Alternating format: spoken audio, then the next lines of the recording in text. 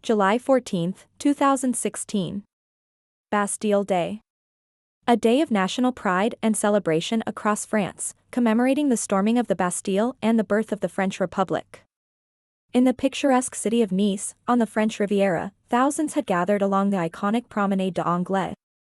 Families, friends, tourists, all united under the warm Mediterranean sky, eagerly awaiting the traditional fireworks display.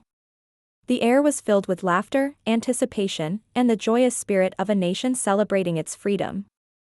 But in a matter of moments, this scene of idyllic festivity would be shattered, replaced by unimaginable horror, as a brutal act of terror turned celebration into carnage. As the last fireworks faded and the crowds began to disperse, a chillingly ordinary white 19-ton truck, driven by Mohamed Lahouaj Boulal, a 31-year-old Tunisian resident of Nice, suddenly veered onto the crowded promenade. What followed was a deliberate and horrifying act of mass murder. For nearly 2 kilometers, the truck plowed through the unsuspecting crowd, accelerating to speeds of up to 90 kilometers per hour. People, caught in the truck's path, had no time to react.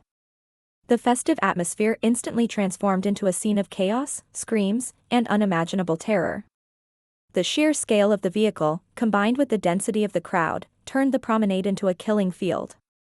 Witnesses described scenes of utter pandemonium.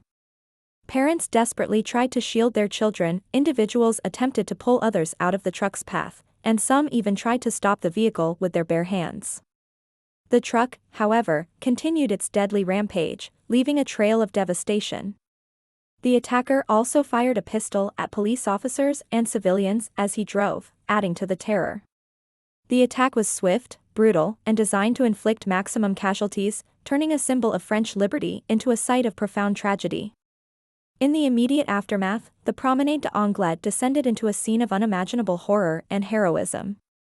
The festive lights of Bastille Day were now illuminating a landscape of devastation. Emergency services, already on high alert for the celebrations, rushed to the scene, but the sheer scale of the casualties overwhelmed initial responders. Doctors, nurses, and paramedics worked tirelessly amidst the chaos, triaging the wounded, offering comfort, and trying to save lives. Ordinary citizens, many of whom had just moments before been celebrating, became first responders, tearing strips of cloth for bandages, offering water, and providing emotional support to those in shock. The attack triggered a massive security operation. Police and counterterrorism units quickly secured the area, while investigations began into the identity and motives of the attacker. The truck was eventually stopped by police gunfire, and the driver, Mohamed Lahouaj Boulal, was killed. The promenade, usually a symbol of joy and leisure, became a crime scene, meticulously combed for evidence. The world watched in disbelief and sorrow as images of the devastation emerged, a stark reminder of the vulnerability of open societies to such brutal acts. The human toll of the Nice attack was devastating. 86 innocent lives were lost, and over 450 people were injured, many critically. The victims came from all walks of life and from many different countries, reflecting Nice's status as an international tourist destination. Among the dead were children, families, and individuals who had simply come to enjoy a national holiday. Each life lost represented a unique story, a family shattered, and a community left to grieve. The attack underscored the indiscriminate nature of terrorism, striking at the heart of ordinary life. The perpetrator, Mohamed Lahouaj Boulal, was not a known radicalized individual to French intelligence services. His profile was complex and contradictory. He had a history of domestic violence, petty crime, and mental health issues. While ISIS later claimed responsibility for the attack, investigations suggested that Lahouaj Boulal had undergone a rapid and recent radicalization, seemingly inspired by extremist propaganda rather than being part of a direct, organized cell. This presented a new and disturbing challenge for counterterrorism efforts, the rise of the lone wolf attacker, often self-radicalized and utilizing readily available means to inflict mass casualties. The Nice attack left an indelible mark on France and the world.